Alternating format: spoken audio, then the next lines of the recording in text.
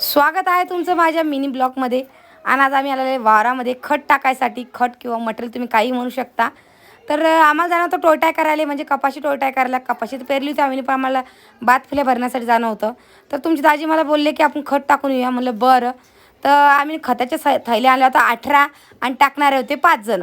तर ते म्हणे पटपट टाकून घेऊ आणि मग टोळटाय करायला जाऊ. म्हणलं बरं. तर चला म्हणलं आपण मटेरियल टाकून घेऊया. तर खूप जण होते, पण काही जास्त आठवलं नाही आम्हाला मटेरियल टाकायला. पण बागाला मटेरियल शिल्लकच लागतं म्हणून टाईम तर लागणारच आहे ना. त्याच्याकरता चला म्हणलं पटपट खत टाकून घेऊया, कारण घरच्या वावरात जाणे आम्हाला टोळटाय करायला. तर पहिले जेवण करून घेऊया म्हणलं, मग जाऊ तिकडं. तर जेवण करायसाठी मी आज आणलेली वांग्याची भाजी. पण म्हणलं कारण की वांग्याची भाजी काहून आणली, तर म्हणलं चला पटपट जेवण करून घ्या, कारण कोरडी भाजी आहे. तुमची दाजीसुद्धा माझं नंतर पण काय करसा, वावरात जाण्याचं लवकर होत नाही ना. तर बघा वांग्याची भाजी आहे, चटणी आहे, पोळी आहे.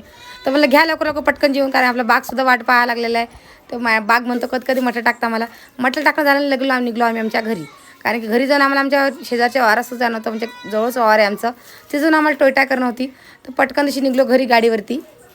आणि मग आम्हाला तिकडे जाणं, तिकडे कपाशी तो दाखवत तुम्हाला मी. तर बघा अशी काय आमची कपाशी आहे पेरलेली. पण याची टोळटाय करणं म्हणून थोडासा उशीर लागणारच आहे. पटकन तशी पेरून घेतो आम्ही आता.